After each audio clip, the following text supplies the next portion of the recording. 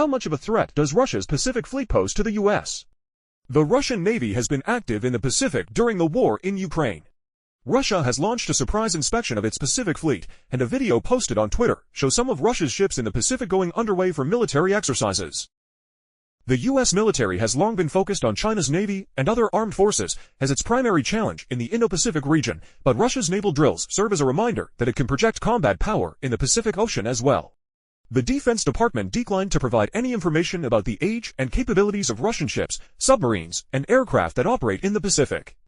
While we routinely monitor Russian naval activity around the world, we are not able to provide intelligence assessments of their disposition or capabilities, said a Pentagon spokesman. Russia has spent many years modernizing its Pacific Fleet since it fell into disrepair in the aftermath of the Soviet Union's dissolution, according to Indo-Pacific expert Blake Herzinger, a research fellow at the United States Studies Center at the University of Sydney, Australia. The Russian naval forces in the Pacific are now a mix of old and new vessels that include modern nuclear-powered and diesel submarines and older vessels that have been retrofitted with anti-ship cruise missiles, Herzinger told Task and Purpose. The balance of power still heavily favors the United States, especially when considering its alliance relationships, but the Pacific is a region of importance to Moscow, and the Pacific Fleet has received commensurate attention in recent years, Herzinger said. Although not as large as Russia's Northern Fleet, which patrols the Arctic and Atlantic Oceans, the Russian fleet in the Pacific includes some modern surface ships and submarines that give it the ability to do considerable damage to an adversary. Even though Russia has focused on its war in Ukraine for more than a year, Russia's Pacific Fleet has conducted provocative and pretty far-distant operations, including joint military exercises with the Chinese Navy, said retired Navy Capt. Brent Sadler, the senior fellow for naval warfare and advanced technology at the Heritage Foundation think tank in Washington, D.C. The Russian Pacific Fleet has been very active working with the Chinese in driving around the Japanese islands to send a strategic message throughout this war in Ukraine, Sadler told Task and Purpose. It's basically telling the United States and Japan and everyone else, while we may be involved in a land war in Europe, our Navy is still very active in the Pacific.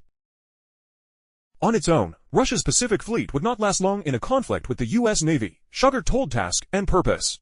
However, the United States would face a much more serious threat if it had to fight both the Russian and Chinese navies in the Pacific.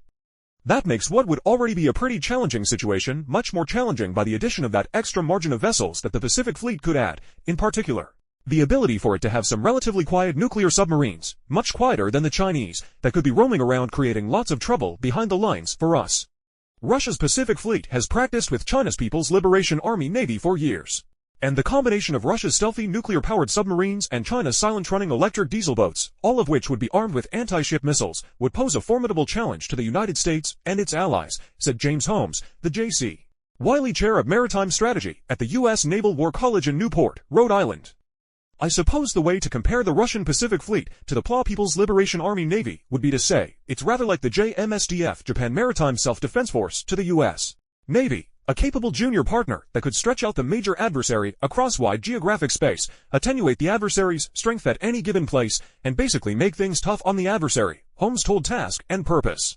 So, I would look at the fleet more as a supplement to the PLA Navy than a standalone competitor.